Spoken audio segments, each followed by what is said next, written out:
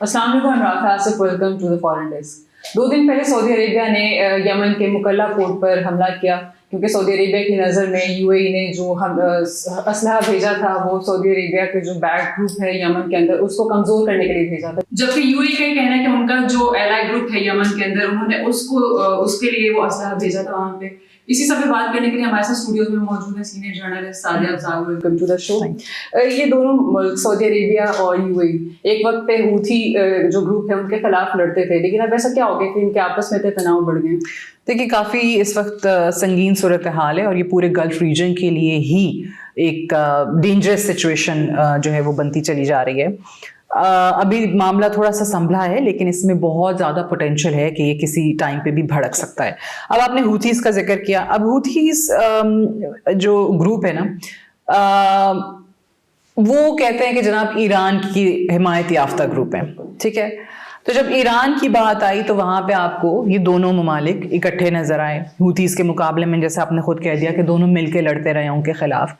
अब 2 ग्रुप्स ऐसे हैं, एक प्रेसिडेंशियल लीडरशिप काउंसिल जिनकी हुकूमत है, जो कि इंटरनेशनली रिकग्नाइज्ड एक हुकूमत है यमन के अंदर, और उस वक्त भी आपको पता है कि बड़ा लंबा प्रोसेस चला था ये यमन के कॉन्फ्लिक्ट का, और फिर सोल्यूशन निकाला गया था, फिर प्रेसिडेंशियल लीडरशिप काउंसिल बनी थी और सऊदी अरेबिया ने बड़ा रोल प्ले किया था, जीसीसी के दीगर ममालिक ने इसको बनाने में बड़ा रोल प्ले किया। तब से ये हुकूमत में 2022 से ये जो इनके प्रेसिडेंट इस वक्त मौजूद हैं।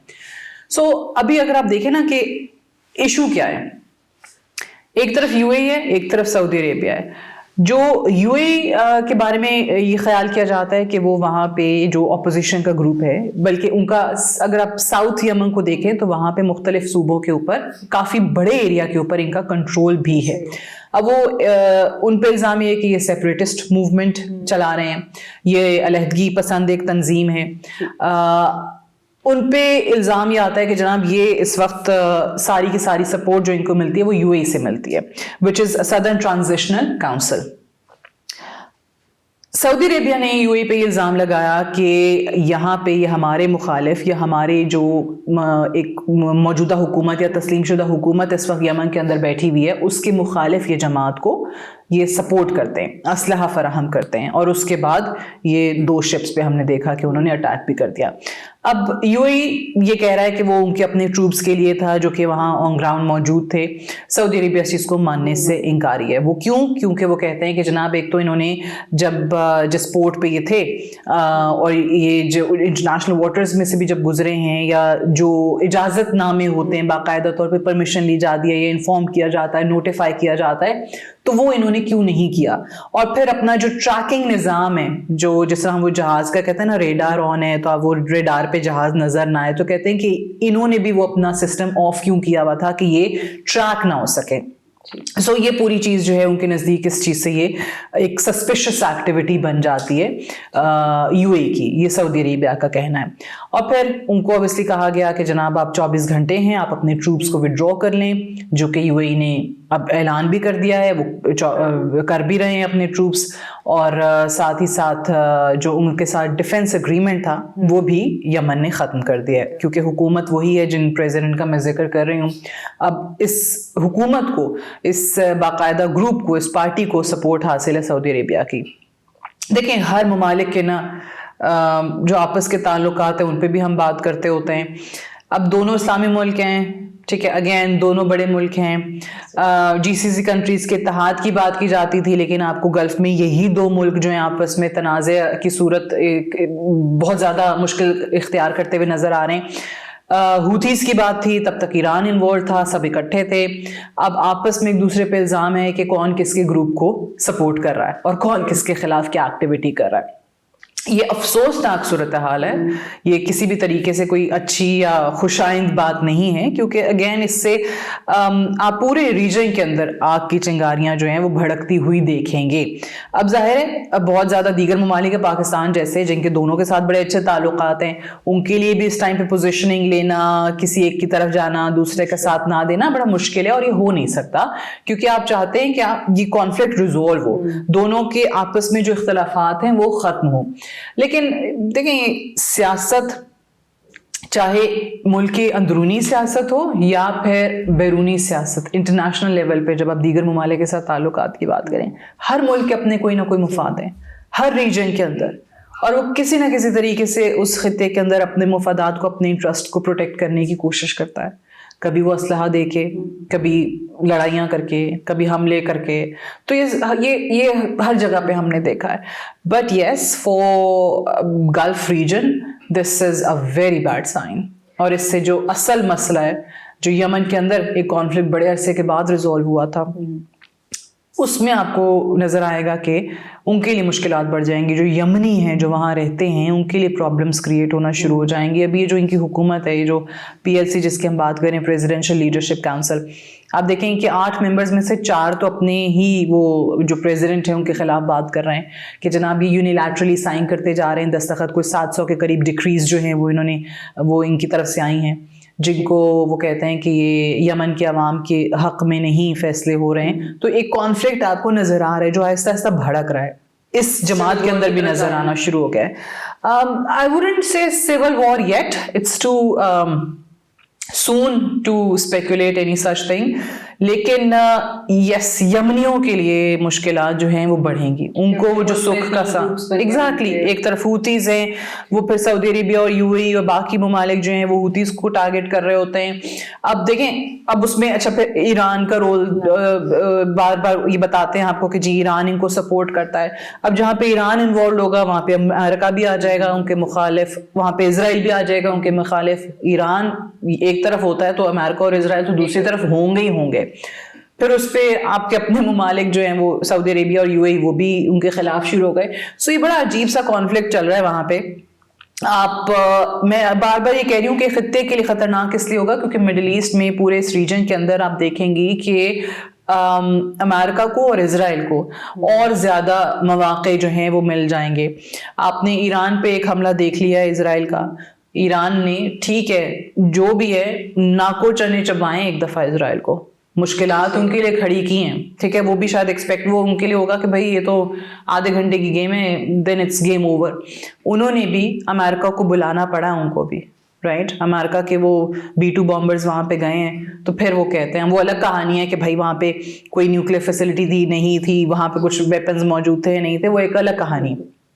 بٹ دا پوائنٹ از کہ آپ اتنے کانفلکٹس بڑھاتے چلے جا رہے ہیں کہ آپ کے اپنے ریجن کے مفادات کے لیے ٹھیک نہیں ہے. سیکنڈلی، آپ جب یہ جانتے ہیں کہ وہاں پہ آپ کے دشمن بھی بہت ہیں. میں اس وقت آپ کو پتہ یہ کہ کس ملک کا نام لے رہی ہوں، میں نے اسرائیل کا نام لیا پہلے بھی کہ ایران پہ حملہ ہو چکا ہے، قطر پہ وہ حملہ کر چکا ہے. تو آپ یہ سوچیں، جو کہ ممالک میں اوبیسلی ایک سوچ تو پائی جانے لگی ہے نا کہ جب چلیں ایران پہ حملہ ہوا ان کو کوئی فرق نہیں پڑا، قطر پہ حملہ ہوا تو سب ایک دفعہ چونکے، سب حیران ہوئے کہ یار یہ تو وہ ملک ہے جس کو تو امریکہ نے سیکیورٹی گارنٹیز دے رکھی ہیں. تو اگر یہ امریکہ کی سیکیورٹی گارنٹیز ہیں کہ اس کے بعد اسرائیل حملہ قطر پہ کر سکتا ہے تو کل کو ہم پہ بھی کر سکتا ہے، ہماری باری بھی آ سکتی ہے. سو یہ والے آپ مواقع اپنے اندرونی کانفلکٹس کے باعث نہ دیں دشمن ممالک کو، یا جن کے حوالے سے آپ کو ذرا سا بھی شک ہے. دشمن UAE کے لیے نہیں ہوگا اسرائیل، کیونکہ UAE نے تو تسلیم کر رکھا ہے اسرائیل کو، ابراہم اکارڈ کا حصہ ہے. MBS ہاں وہ بار بار یہ ضرور بات کرتے ہیں کہ جب تک 2 اسٹیٹ سولوشن فلسطین کا نہیں نکلے گا ہم ابراہم اکارڈ کیا کسی بارے میں بات نہیں کرنا چاہتے ہیں. سو اندرونی معاملات کو کنٹرول کریں. ان میں اتنا زیادہ یہ جو آپ کو ایک دم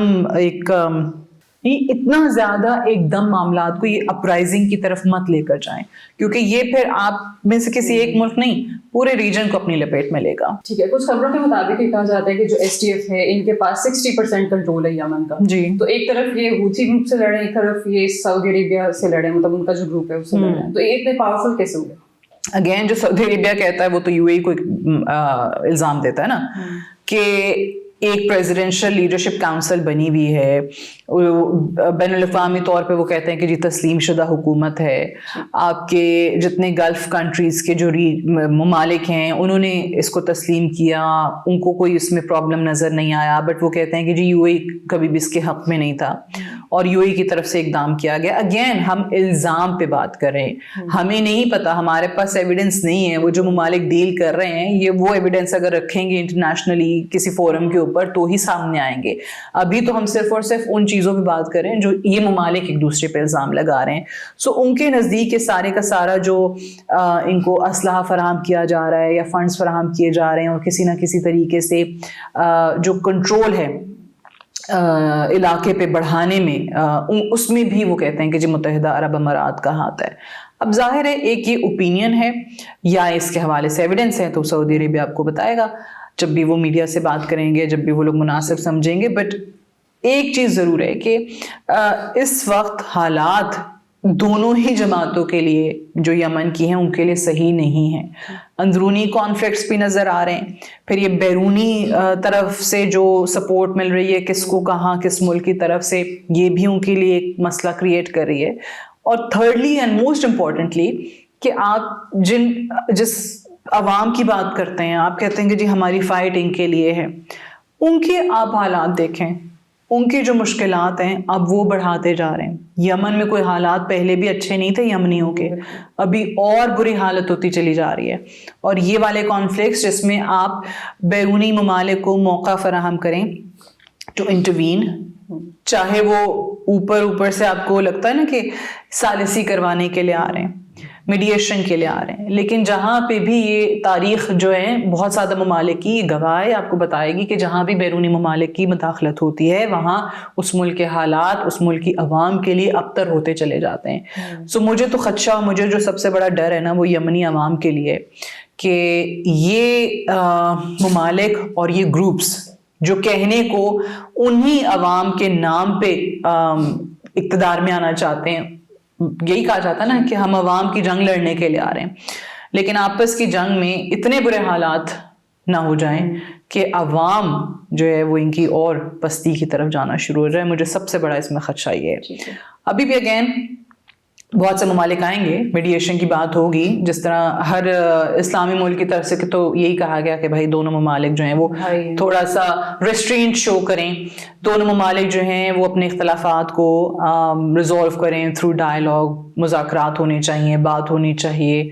अब यूएई ने विड्रॉ कर लिया है तो उसको खुशाइंद कदम करार दे रहे हैं। फिर दूसरी तरफ से भी, लेकिन ये मामला यहाँ मुझे नहीं लगता कि रुकने वाला है, क्योंकि देखें आप जब इंटरनेशनली कोई एक मुल्क भी दूसरे को, चाहे वो इल्ज़ाम हो या कहीं उस पे हकीकत हो, कहीं पे भी अगर आप थोड़ा सा भी ह्यूमिलिएट करते हैं ना तो उसका कोई ना कोई रिएक्शन आता है और वो फिर एक ऐसा विशियस साइकिल है कि वो ख़त्म होने का नाम नहीं लेता। सो मुझे डर ये है कि 2026 के अंदर नए साल का हम आगाज़ करने जा रहे हैं, लेकिन ये कॉन्फ्लिक्ट आने वाले दिनों में बढ़ सकता है। Thank you for being here. आज के लिए इतना ही। In the next episode. अल्लाह हाफ़िज़।